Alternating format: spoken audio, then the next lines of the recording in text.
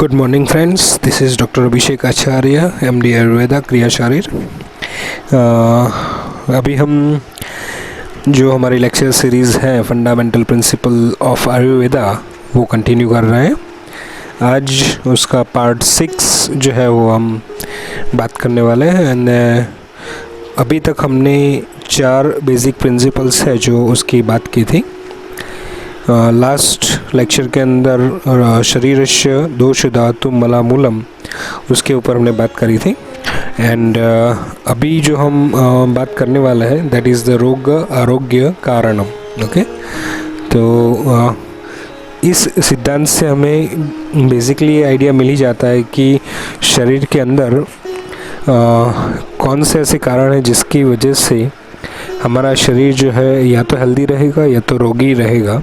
Okay, तो उसके basic कारण जानना बहुत ज़रूरी है, क्योंकि अल्टीमेटली कोई भी डिसीज़ अगर होगा हमें फ्यूचर में होने वाला होगा तो उसका कारण हमने अभी से ही इंस्टॉल कर लिया होगा, ऐसा मान लेना है। Because there is a certain process जो होने के बाद ही हमारे शरीर के अंदर रोग की उत्पत्ति होती है in general. Okay, there is certain disease or there कि वो तुरंत ही यानी कि ऑन द स्पॉट जो है वो अकर हो जाते हैं, मगर हम अभिघातज या ऐसे रोगों की बात नहीं कर रहे हैं जो क्रॉनिक डिसीज़ जो है वो दोष सदृश्य सम्मूर्छना ऐसे कोई कारण से अगर कोई रोग उत्पन्न होता है तो दोष सदृश्य सम्मूर्छना होने में कई सारे मंथ्स या कई सारे ईयर्स भी लग सकते हैं।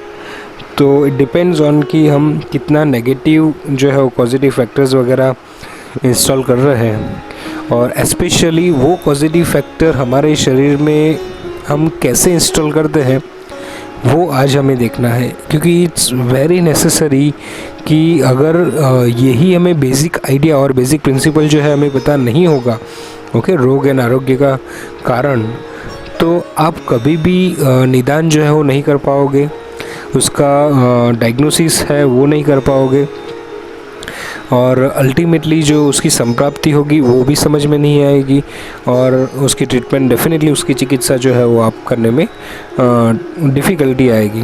आप शुरू तो कर दोगे चिकित्सा जो है, मगर जो आपको चाहिए वैसा रिजल्ट या तो क्योरिंग ऑफ द डिसीज़ जो है वो नहीं हो पाएगा। ओके, जस्ट लाइक कि सर्टेन डिसीज़ जो है वो 1-2 महीने के अंदर कंप्लीट हो जाना चाहिए, उसे रिवर्स बैक हो जाना चाहिए, मगर आप ये बिना समझे अगर करोगे तो इट मे टेक 6 मंथ और 1 ईयर और उससे भी ज़्यादा, या कई बार वो अगेन एंड अगेन रीअकर जो है वो होता रहेगा। तो इसीलिए हमें the main purpose to know this particular principle रोग एंड आरोग्य कारण, ओके, इट्स वेरी नेसेसरी। और इतना मेरे स्टूडेंट से एडवाइस रहेगी कि ये श्लोक भी आप जो है वो बाहेट कर ले, क्योंकि आपको जो आपके आगे के जितने भी साल होंगे BMS के अंदर वो सभी में आपको ये काम में आएगा, स्पेशली चिकित्सा पॉइंट ऑफ व्यू। तो अष्टांग हृदय सूत्र स्थान के अंदर फर्स्ट चैप्टर 19th श्लोका उसके अंदर लिखा है कालार्थ कर्मणाम योगो हीन मिथ्या अतिमात्रकम सम्यक योगश्च विज्ञेयो रोग आरोग्य एक कारणम। मैं फिर से बोल रहा हूँ, काल अर्थ कर्मणाम योगो हीन मिथ्या अतिमात्रकम सम्यक योगश्च विज्ञेयो रोग आरोग्यैक कारणम। ओके, तो काल अर्थ टाइम फैक्टर जो है वो अर्थ यानी कि सेंसरी ऑब्जेक्ट्स। ओके, तो ये जो है, और कर्म यानी कि एक्टिविटी, तो ये 3 चीज़ जो है वो हमें अल्टीमेटली पॉजिटिव फैक्टर दिखाती है। अगर उसका आपने हीन, मिथ्या या अति मात्रा में उपयोग किया काल, अर्थ और कर्म का, तो आपको रोग जो है हो सकता है। और अगर आपने सम्यक उसका योग किया या उपयोग किया तो जो है आरोग्य जो है वो आपको मिल सकता है। तो इन तीनों को समझना इट्स वेरी नेसेसरी, काल, अर्थ एंड कर्म। ओके, और जनरली हम ये सारी चीज़ें जो है वो डायरेक्टली ओवरकम कर देते हैं या उसे नेग्लेक्ट जो है वो कर देते हैं, इसे समझने की कोशिश ही नहीं करते कि एक्चुअली ये कैसे काम करता होगा और कैसे उसकी इफ़ेक्ट जो है वो बॉडी के ऊपर नेगेटिवली और पॉजिटिवली पड़ती होगी। तो हम देखते हैं एक एक करके। काल यानी कि समय, ओके, अर्थ यानी कि सेंसरी ऑब्जेक्ट्स, एंड कर्म यानी कि एक्शन, ओके।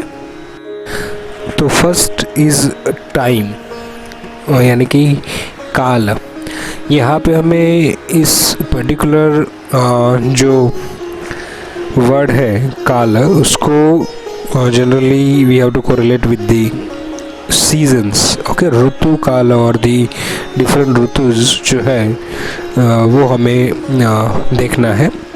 तो उसमें फर्स्ट थिंग, बिकॉज एक वेरी बेसिक चीज़ हमें याद में रखनी है कि अगर आप देखो तो there is a certain fixed rules, okay, जो हमें समझाया गया है ऑलरेडी कि वात पित्त एंड कफ दोष वो किस सीज़न में एग्रीवेट होते हैं, कैसे एग्रीवेट होते हैं और कितनी प्रोपोर्शनेट में एग्रीवेट होते हैं। और ये जो रूल है वो यूनिवर्सल रूल है, यानी कि हर एक ह्यूमन बीइंग के अंदर ये जो पर्टिकुलर एग्रीवेशन का पूरा प्रोसेस है वो सेम होता है, ओके। मगर आज हम जो बात करेंगे वो थोड़ा सा डिफरेंट होगा, ओके, क्योंकि ज़्यादातर जो स्टूडेंट्स हैं वो यहाँ पे कन्फ्यूज़न क्रिएट हो जाती है उनको कि सीज़न अगर यानी कि ऋतु के बारे में अगर हम बात कर रहे हैं तो जैसे कि वर्षा ऋतु में वात प्रकोप होगा, देन शरद ऋतु में पित्त प्रकोप होगा, एंड वसंत ऋतु में कफ प्रकोप होगा। तो ये इस टॉपिक के अंदर हमें लिखना होगा, मगर ऐसा नहीं है। इसीलिए मैंने पर्टिकुलर पहले एग्जांपल दे दिया कि सीज़न के बारे में दो अलग अलग चीज़ें जो है वो हमें याद रखनी है, ध्यान में रखना है। तो फर्स्ट थिंग कि अभी हम काल, अर्थ और कर्म, इन तीनों का हीन, मिथ्या और अति मात्रा के अंदर जो यूज़ होता है, ओके, या तो अल्टीमेटली हम यूज़ करते हैं या अननोइंगली जो है वो यूज़ हो जाता है, उसके बारे में अभी हमें ध्यान में रखना है। तो फर्स्ट जो हम काल के बारे में देख रहे हैं, जस्ट लाइक कि एग्जाम्पल के थ्रू अगर हम समझे तो वर्षा ऋतु उसको हम पकड़ लेते हैं। तो वर्षा ऋतु के अंदर अगर हीन कर्म यानी कि अयोग, ओके, तो वर्षा ऋतु के अंदर अयोग होगा नेचुरली, तो बारिश उतनी नहीं होगी, ओके। अगर बारिश नहीं होगी तो सूखा पड़ेगा तो अल्टीमेट क्रॉप्स एंड ऑल ये सारी चीज़ें जो होगी वो नहीं अच्छी तरह से ग्रो करेगी और ultimately we felt into the malnutrition time, okay. तो उसके अंदर अल्टीमेटली हमें जो शॉर्टेज ऑफ द फूड वो होने वाली है और अल्टीमेटली उसकी इफ़ेक्ट जो हमारे न्यूट्रिशन के ऊपर पड़ेगी, ओके। तो ये इस पॉइंट ऑफ व्यू से और इस कॉन्सेप्ट को हमें ऐसे समझने की कोशिश करनी है।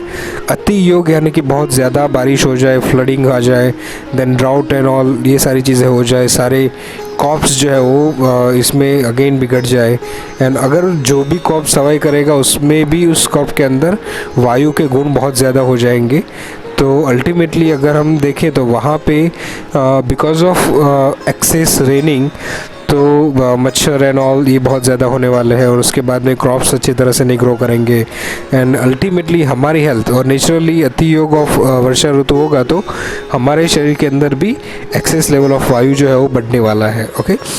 तो अगर एक्सेस लेवल ऑफ वायु बढ़ेगा तो अल्टीमेटली हमारी इम्यूनिटी भी डाउन होगी और इम्यूनिटी डाउन होगी तो हमारा शरीर और मन दोनों ही चीज़ें जो है वो प्रोन टू दी डिसीज़ हो जाएगी, यानी कि डिसीज़ जो है वो इजीली हो सकता है। तो अगर उसमें डिफरेंट टाइप ऑफ मच्छर and different type of things जो है वो अगर हमें जैसे कि काट लिया तो तुरंत ही इन नॉर्मल सीज़न के अंदर वो इफ़ेक्ट नहीं करेगा, मगर ऐसी सिचुएशन के अंदर वो काटना जो है मच्छर का it leads to the severe disease like बहुत ज़्यादा फीवर आ जाना या फिर वो टर्न इनटू मलेरिया या डेंगू, ऐसी चीज़ें जो है वो हो सकती है और ये मास लेवल पे हो सकती है। एक साथ में कई सारे लोगों को जो है वो इफ़ेक्ट होगा, बिकॉज नेचुरली मास लेवल के ऊपर जो है वो वायु का एग्रीवेशन होता है, यानी कि सारे शरीर के अंदर जितने भी ह्यूमन बीइंग्स हैं या नेचुरली जितने भी लिविंग बीइंग हैं उनके सभी के अंदर वायु का एग्रीवेशन होगा, इम्यूनिटी सीवियरली डाउन होगी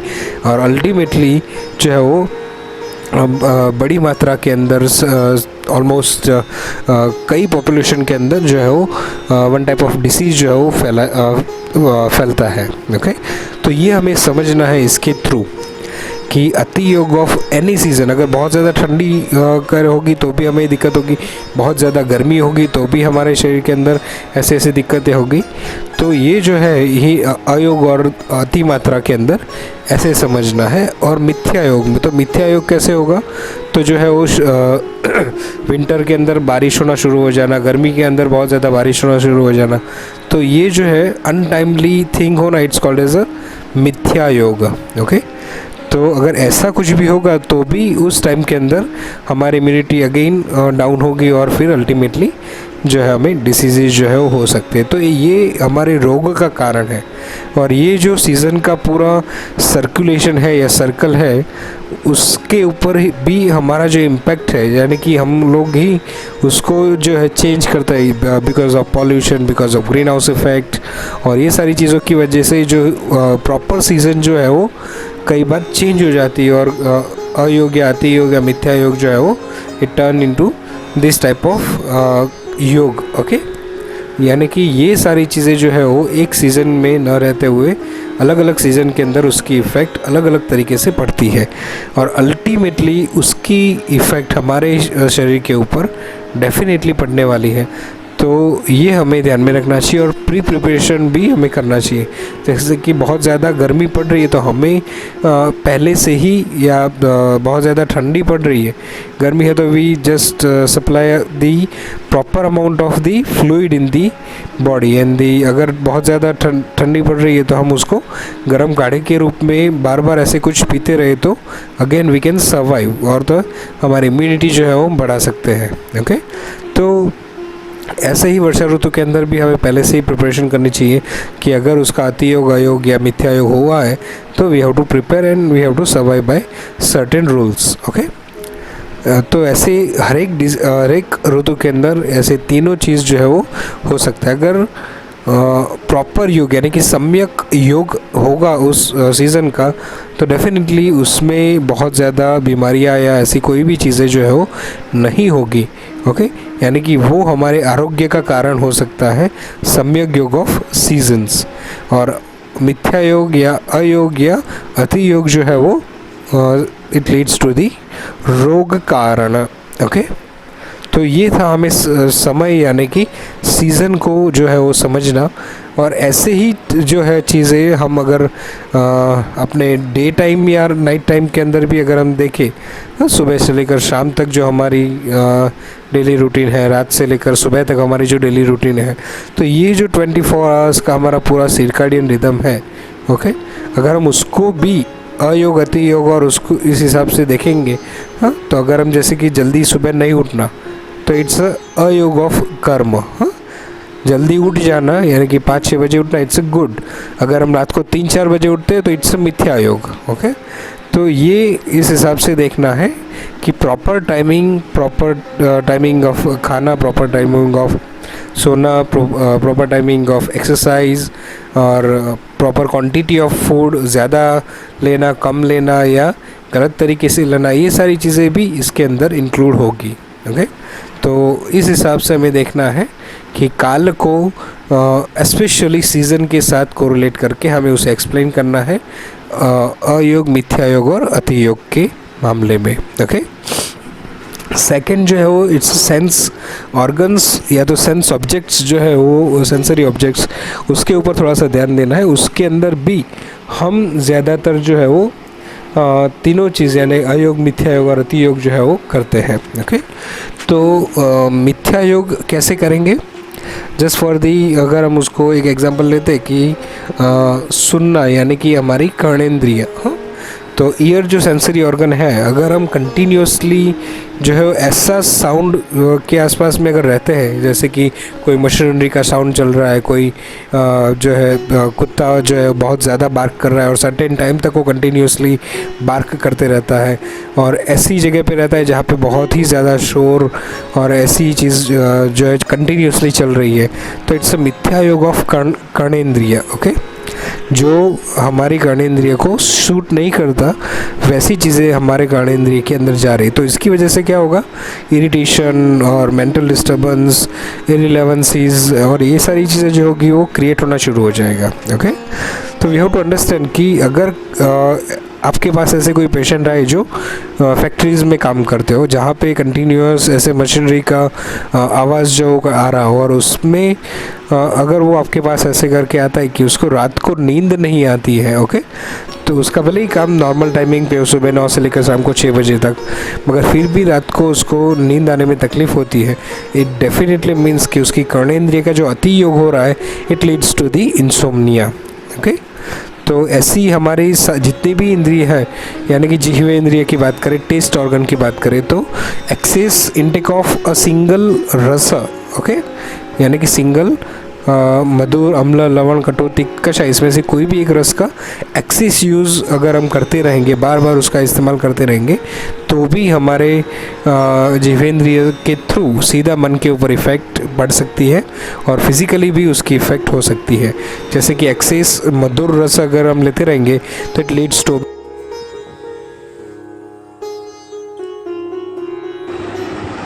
तो सेंसरी ऑर्गन्स की यूसेज के बारे में जो है वो हमें आइडियली पता होना चाहिए। मिथ्या योग अगर हम कोई भी सेंसरी ऑर्गन का करेंगे तो अल्टीमेटली मेंटल एंड फिजिकल दोनों डिसऑर्डर्स जो है वो हो सकते हैं। वैसे ही अगर हम विज़न की बात करें, excess usage of computer, excess usage of mobile, तो उसकी वजह से हमें डेफिनेटली अस्थेनोपिया जो है वो हो सकता है, यानी कि आई फटीग वो बार बार होती रहेगी, आई ड्राइनेस जो है बार बार होती रहेगी, and leads to the different type of eye diseases. Okay, then again जो है वो नोज़ का हम अगर एक्सरसाइज या मिथ्या योग करेंगे, बैड स्मेल बार बार अगर आती रहेगी ऐसी जगह पे आप हो, जैसे कि एनाटॉमिक लैब अगर कंटिन्यूस आप वहाँ पे जहाँ पे डेड बॉडीज़ रखी हुई है वहाँ पे पर्टिकुलर केमिकल्स की जो स्मेल है उसकी वजह से भी हमें different type of diseases like headache and fatigue and dizziness, giddiness, ऐसे डिसीज जो है वो हो सकते हैं। ओके, वैसे ही टच एंड ऑल जो है वो ऐसे मिथ्या गति वगैरह का हमें ध्यान रखना चाहिए। तो ये थे सेंस ऑब्जेक्ट के बारे में जो हमें ध्यान में रखना है कि योग, मिथ्या योग और अयोग जो है नहीं होता। जैसे कि एक एग्जाम्पल था अयोग का कि डम्ब अगर कोई है, यानी कि कोई सुन नहीं सकता था, अगर ऐसा कोई रहेगा तो डेफिनेटली वो चाइल्ड होगा डेफ चाइल्ड जो होगा वो नहीं सुन पाता, तो अल्टीमेटली वो डम्ब भी हो जाएगा। ओके, लीड्स टू दी डम्बनेस, क्योंकि वो अगर सुन नहीं पाएगा तो कोई भी चीज़ अंडरस्टैंड करने में उसे काफ़ी दिक्कत होगी। तो साउंड पॉल्यूशन भी इस हिसाब से जो है हमें देखने से उनकी कार्डियक आर्रिथमियाज जो है वो दे सकता है। बहुत ज़ोर ज़ोर से जो है वो डीजेज़ वगैरह सुनना, बहुत ज़ोर ज़ोर से डीजेज़ के सामने नाचना, तो वो आपको कार्डियक आर्रिथमियाज जो है वो दे सकता है। तो ये थोड़ा सा ध्यान में रखें कि हमारे सारी sense organs is very important, और उसका ये अयोग, मिथ्या योग, अति योग न हो, क्योंकि अल्टीमेटली वो होने से हमारे शरीर और मन के ऊपर सीधी उसकी इफेक्ट पड़ेगी और ultimately leads to many different type of diseases. Okay, इसमें भी ध्यान रखना है, स्पेशली जो हमारी सेंस ऑर्गन है वो है टंग। हाँ, तो अगर हम टेस्ट के लिए अगर हमारा खाना जो है वो चलता रहेगा तो डेफिनेटली मेटाबॉलिक डिसऑर्डर जो है, हम अग्नि को ध्यान में न रखते हुए सिर्फ टेस्ट को ध्यान में रखते हुए अगर हमारे खाने पीने के लिए अगर हमने ध्यान रखा तो डेफिनेटली वो आगे जाके कई सारी चीज़ों में नुकसान कर सकता है, मेटाबॉलिक डिसीज जो है वो कर सकता है। तो ये थोड़ा सा ध्यान में रखें जब भी आप ऐसा कुछ करते हो। Then the third one is activities, यानी कि कर्म यानी कि कोई भी फिजिकल या मेंटल एक्शन करना। तो उसमें 3 टाइप के कर्म जो है वो जोड़े गए। वो है एक कायिक यानी कि फिजिकल एक्टिविटी, मानसिक यानी कि मेंटल एक्टिविटी, एंड वाचिक यानी कि वर्बल एक्टिविटी। यहाँ पे आपको थोड़ा सा शब्द जैसा होगा कि वाचिक एक्टिविटी जो है वो मानसिक या कायिक में नहीं गिनी गई, इट्स टोटल डिफरेंट एक्टिविटी। तो ये तीनों एक्टिविटी की वजह से अगेन हमारी जो हेल्थ है वो डिफरेंट या तो रोग जो है वो हो सकते हैं। फिज़िकल इनएक्टिविटी, सेडेंटरी लाइफस्टाइल यानी कि फिज़िकल एक्टिविटी में देखिए अगर वो अयोग करता है तो उसका definitely leads to the obesity, diabetes mellitus, hypertension, ऐसी चीज़ें जो है वो हो सकती है। अगर एक्सेसिव फिजिकल एक्टिविटी करेगा जैसे कि वर्कaholic जैसे कोई है या टू मच ट्रैवलिंग जो है leads to the chronic fatigue syndrome या तो वर्क एग्रीवेशन। तो क्रॉनिक फटीग सिंड्रोम जो है वो वर्कaholic में बिल्कुल जनरली होता है आफ्टर 40 या 50 के बाद में। तो ये अगेन एक्सेस फिजिकल एक्टिविटी की वजह से होता है। The third one is improper यानी कि मिथ्या योग ऑफ फिजिकल एक्टिविटी। तो जैसे लाइक अगर आप योगा पोस्चर्स कर रहे हो तो उसमें आपको एग्जैक्टली नहीं पता कि योगा पोस्चर्स कैसे करना है और different type of abnormal ways और इनकरेक्ट वेज में आप अगर योगा पोस्चर्स करोगे तो भी हमारे शरीर के अंदर यानी कि डिफॉर्मिटी जो है वो पैदा हो सकती है। स्पाइन, सर्वाइकल स्पाइन, लंबार के अंदर दर्द या डिफरेंट जॉइंट्स के अंदर जो है वो एग्रीवेशन हो सकता है, leads to the complete deformity और the malfunction of the particular organ. तो ये हमें थोड़ा सा ध्यान में रखना है कि ऐसी चीज़ें अगर होती रहेगी तो डेफिनेटली जो है वो रोग हमें हो सकता है। और संयुक्त योग ऑफ दिस होल थिंग वो डेफिनेटली हमारे शरीर के अंदर आरोग्य का निर्माण करेगा। तो वैसे ही पाचिक एक्टिविटी और वैसे ही मेंटल एक्टिविटी जो है, जैसे कि मेंटल एक्टिविटी में अगर देखें तो ज़्यादा सोचना वो leads to the headache and all. अगर आप कम्प्लीटली बंद हो माइंड से, फिजियोलॉजिकली बंद हो, अगर प्रॉपर काम नहीं करवा रहे अपने माइंड के साथ तो लीड्स टू दी डिप्रेशन। और मिथ्या योग यानी कि आप अनयूजुअल थॉट्स कर रहे हैं जो it's like totally different thing जो आपको कोई कोरिलेट या रिलेट नहीं करते, ऐसे थॉट्स अगर आपके मन में आ रहे हैं तो it leads to the many disease of the brain and the physique body. Specially digestive system जो होती है हमारी वो अयोग, मिथ्या योग और अति योग के मानसिक कर्मों के वजह से डाइजेस्टिव सिस्टम हमारी वीक होती जाती है, leads to the many digestive disorders. तो कहीं भी अगर आपको ऐसा दिखा जाता है कि साइकोसोमेटिक डिजीज आर है तो डेफिनेटली उसमें मेंटल एक्टिविटी के अंदर अयोग, मिथ्या योग और अति योग जो है वो हुआ होगा। तो ये ध्यान में रखें कि ऐसा जो है वो हो सकता है and it leads to the many disease. तो जब भी आप कंसल्टेशन करो ना तो मेरी एडवाइस रहेगी आप तीनों एस्पेक्ट को अच्छी तरह से देखो, अच्छी तरह से उसे डायग्नोस करो, उसको कैसे जो है ओरिजिन हुई है, कैसे उसका पूरा प्रोसेस जो है वो चला है। तो अल्टीमेटली आप जो है वो तथ्य और सारी चीज़ें वो आपको अच्छी तरह से एक्सप्लेन आप कर पाओगे। Now we move forward to the रोग आरोग्य लक्षण।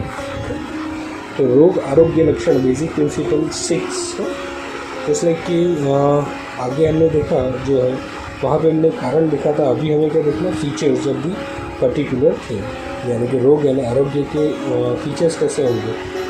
तो स्वस्थ की डेफिनेशन है कि आरोग्य जो है उसकी डेफिनेशन हमने ऑलरेडी आगे बता दी थी, मगर फिर भी मैं श्लोक को रिपीट कर रहा हूँ।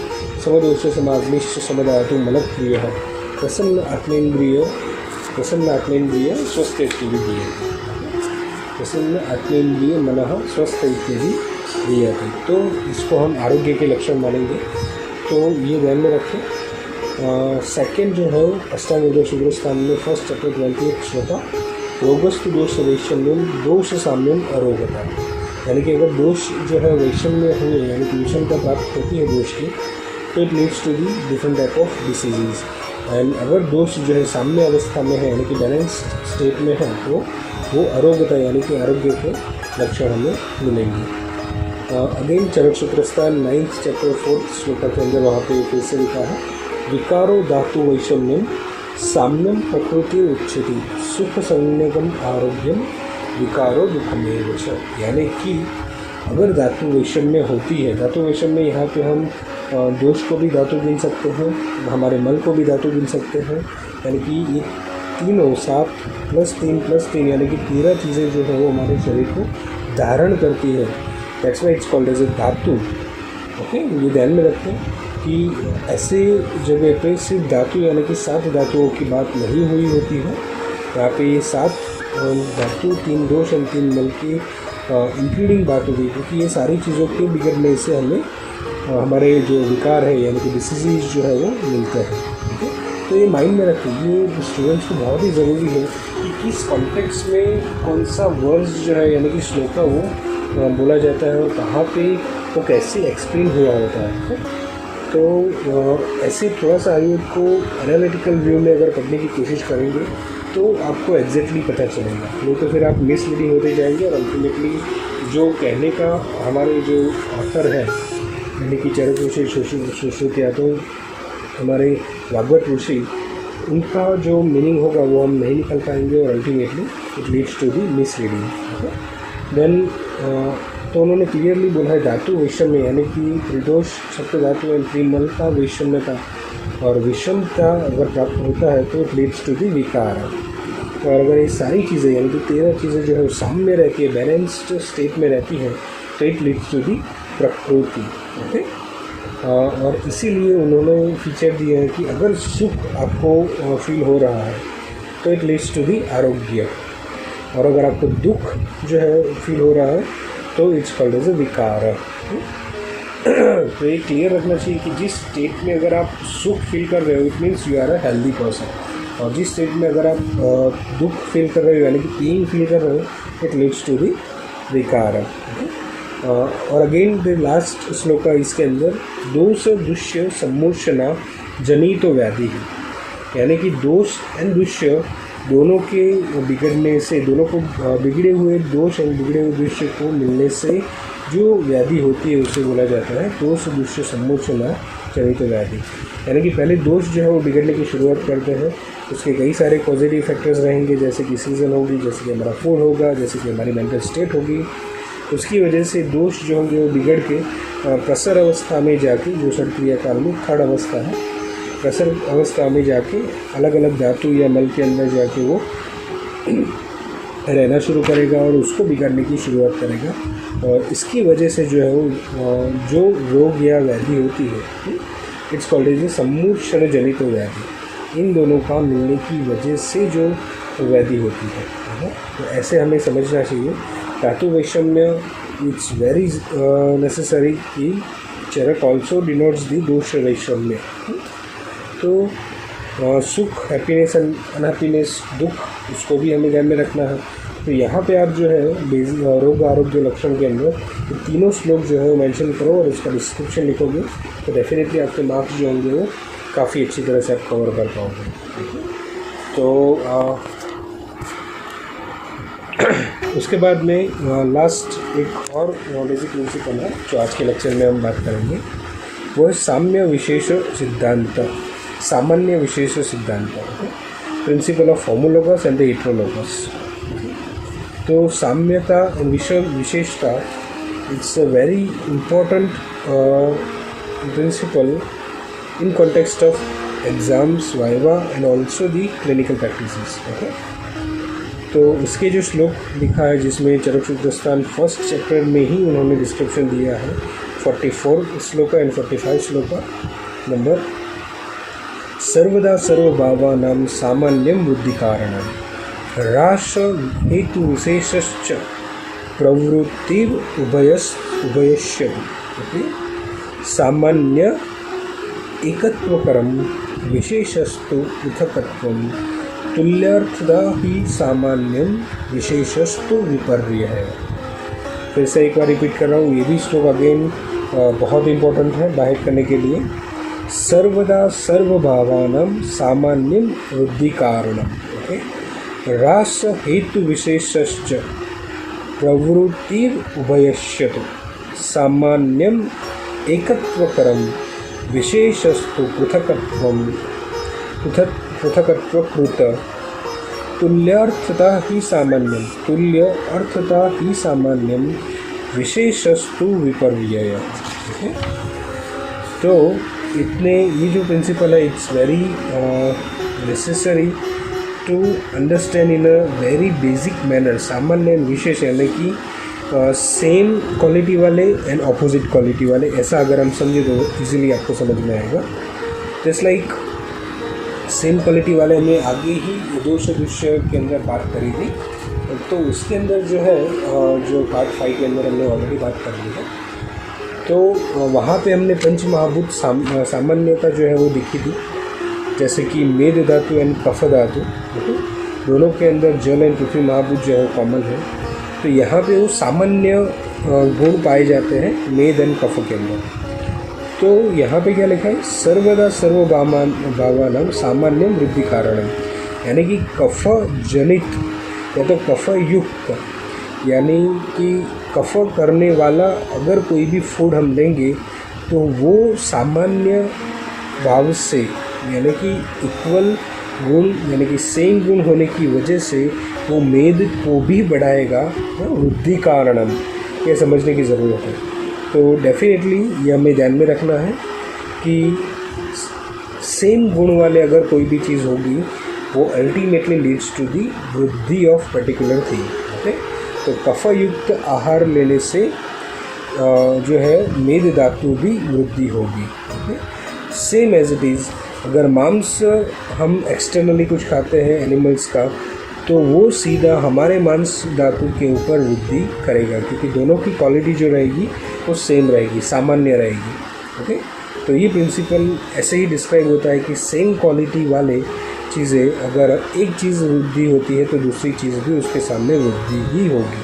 ओके, विशेष ह्रास हेतु विशेष, अगर अपोजिट गुण वाली चीज़ें होगी तो वहाँ पे ह्रास यानी कि कमी होगी। ओके, यानी कि decrease of the particular thing. Just like for the example अस्थि धातु एंड वायु दोष, वात दोष, तो उसके अंदर वात दोष के अंदर आकाश जो है वो महाभूत रहता है एंड दी अस्थि धातु के अंदर पृथ्वी महाभूत रहता है, तो दोनों अपोजिट है। ठीक है, तो यहाँ पे अगर आप देखो तो आकाश महाभूत से युक्त वायु अगर बढ़ेगा तो वहाँ पे अस्थि धातु जो है वो क्षय होगा। ठीक है, यहाँ पे क्लियरली दिखता है। और वायु अगर कम होगा तो अस्थि धातु की वृद्धि होगी। तो अगर अस्थि धातु की क्षय होता है तो हमें किसको ध्यान में रखना चाहिए, वायु वृद्धि हो चुकी है वैसा मान लेना चाहिए, और वहाँ पे हमें वायु को कंट्रोल करने वाला, वायु को कम करने वाली औषधि जो है वो देनी चाहिए। तो अल्टीमेटली अस्थि धातु जो है वो नॉर्मल होने की कोशिश करेंगे। तो इट्स वेरी नेसेसरी कि हम उसे इस हिसाब से समझें। अपोजिट थिंग्स जो होगी तो सामने वाले को ह्रास यानी कि कम, डिक्रीज करने की कोशिश करेगा। यानी कि जैसे कि वृक्ष गुण ऑफ वायु जो है शरीर के अंदर बड़ा है, तो अगर आप स्नेह युक्त आहार लोगे तो वो अगेन बैलेंस में आ जाएगा और वायु जो है वो डिक्रीज होगा। सेम एज इट इज़ पित्त का द्रव गुण और तेज गुण जो है वो अगर बढ़ता है तो उसके सामने आप थोड़ा सा वृक्ष एंड शीत गुण अगर शरीर के अंदर इसके युक्त औषध या आहार होगा अगर आप कंज्यूम करेंगे तो पित्त दोष जो होगा वो डेफिनेटली बैलेंस में आएगा। वैसे ही अगर स्नेह यानी कि स्निग्ध गुण जो कफ का बड़ा होगा शरीर के अंदर, लंग्स के अंदर कोई डिसीज़ हुआ है, अस्थमा या ब्रोंकाइटिस और ऐसी चीज़ें, तो उसमें कफ दोष जो है वो डेफिनेटली बढ़ता है। तो उसकी वजह से अगर हमें उसको कम करना है तो वहाँ पे वृक्ष गुण और उष्ण वीर्य या ऐसी चीज़ें जो है वो लेनी चाहिए, जिसकी वजह से हमारा कफ जो है वो ह्रास होगा यानी कि डिक्रीज़ होगा और अल्टीमेटली जो है वो पर्टिकुलर बैलेंस के अंदर चीज़ें वो आने लगेगी। बेसिक आइडिया था जो हमें समझना है, मगर again there is 3 types of individual, सामान्य एंड विशेष के। तो सामान्य की 3 टाइप्स जो है वो द्रव्य सामान्य यानी कि सब्सटेंस क्वालिटी जो है क्वालिटी जो है वो इक्वल होनी चाहिए। देन गुण सामान्य यानी कि क्वालिटी, द्रव्य यानी सब्सटेंस, कर्म सामान्य यानी कि action. Okay, if we take into the consideration मांस धातु देन मीट इज द द्रव्य सामान्य। ओके, अगर मांस धातु की वृद्धि करनी है हमारे शरीर के अंदर तो अगर मीट हम लेंगे तो वो द्रव्य सामान्य कहला जाएगा। वीट इज़ द गुण सामान्य and proper exercise can be कर्म सामान्य। ओके, अगर वीट जैसे कि गेहूँ अगर हम लेते हैं तो वो डेफिनेटली हमारे मांस धातु को भी प्रॉपर करेगा, रस धातु को भी बढ़ाएगा because of the same quality. तो उसे बोला जाता है गुण सामान्य। एंड एक्सरसाइज अगर हम प्रॉपरली करेंगे तो उसकी वजह से भी हमारा मसल मास जो होगा वो अच्छी तरह से बढ़ेगा, यानी कि मांस धातु जो अच्छी तरह से डेवलप होगी। इट्स कॉल्ड एज अ कर्म सामान्य। ओके, तो ये 3 तरह से हमें समझना है। द्रव्य सामान्य यानी कि कोई पर्टिकुलर सब्सटेंस से सीधा इफेक्ट, देन गुण सामान्य यानी कि कोई क्वालिटीज़ सेम हो, एंड दी कर्म सामान्य एक्शन अगर सेम हो तो। सिमिलरली विशेष में भी वैसा ही होगा, ऑपोजिट थी। तो उसमें भी द्रव्य सामान्य सब्सटेंस क्वालिटी यानी कि गुण विशेष एंड दी एक्शन यानी कि कर्म विशेष, द्रव्य विशेष, गुण विशेष एंड दी कर्म विशेष। अगर आप मांस धातु बढ़ रही है तो गुग्गुली इज द्रव्य विशेष जो उसको अपोजिट करेगा एंड उसको कम करेगा। And the herbs like the कुंभ धातु यानी कि कैरिया अर्बोरिया कुंभ धातु आदि गुण विशेष, एंड द एक्सेसिव एक्सरसाइज जो है वो कर्म विशेष होगा जिसमें मांस धातु क्षय होने के चांसेस बढ़ जाते हैं। Then this principle can be applied in Sharir Kriya for the better understanding of the properties and functions of the body elements. तो त्रिदोषास वृद्धि एंड क्षय जो हो रहा है उसको समझने के लिए और उसको प्रॉपरली बैलेंस करने के लिए सामान्य एंड विशेष ये जो प्रिंसिपल है हमें समझना इट्स वेरी नेसेसरी। जैसे लाइक कि बहुत ज़्यादा स्पाइसी और ऑयली फूड खाना तो डेफिनेटली पित्त बढ़ेगा वहाँ पे, और उसको अगर बैलेंस में करना हो तो हमें वहाँ पे शीत गुणयुक्त और वृक्ष गुणयुक्त द्रव्य जो है वो इस्तेमाल करने पड़ेंगे। वैसे ही अगर कफ वाले पदार्थ हम ज़्यादा खाएंगे, इसमें स्निग्धता ज़्यादा होगी या गुरुता ज़्यादा होगी तो डेफिनेटली कफ दोष जो बढ़ेगा।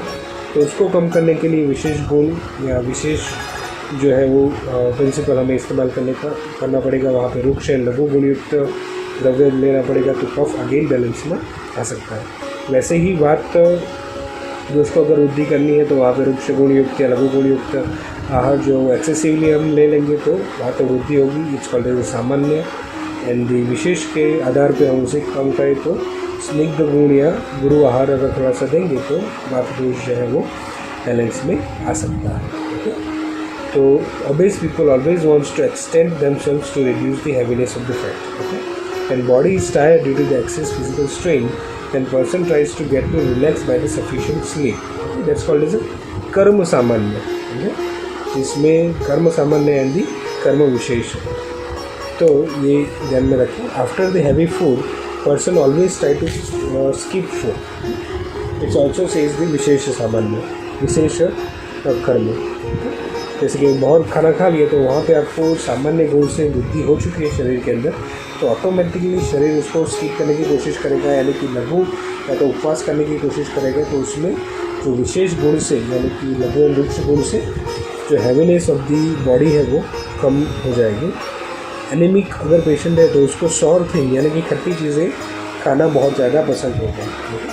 तो ये सारी चीज़ें जो है वो बिकॉज जो सॉर टेस्ट यानी कि अम्ल गुण जो है अम्ल रस वो एरिथ्रोपोइसिस को स्टिमुलेट करता है। तो इट्स कॉल्ड एज अ कर्म सामान्य। इस हिसाब से हमें जो है वो ये तीन आज हमने जो बात करी रोगारोग्य कारण, रोगारोग्य लक्षण एंड सामान्य विशेष सिद्धांत, ये तीनों चीज़ जो है वो exam purpose point of view बहुत ही ज़रूरी है, स्पेशली ये सामान्य विशेष है। ओके, तो उसके अंदर जो श्लोक है वो समझना बहुत ज़रूरी है। तो उसको लिख के देने you can explain this whole things. So thank you so much for the today's lecture listening, for your calm listening. Thank you so much, Dr. Abhishek Acharya here on the Kriya Sharir.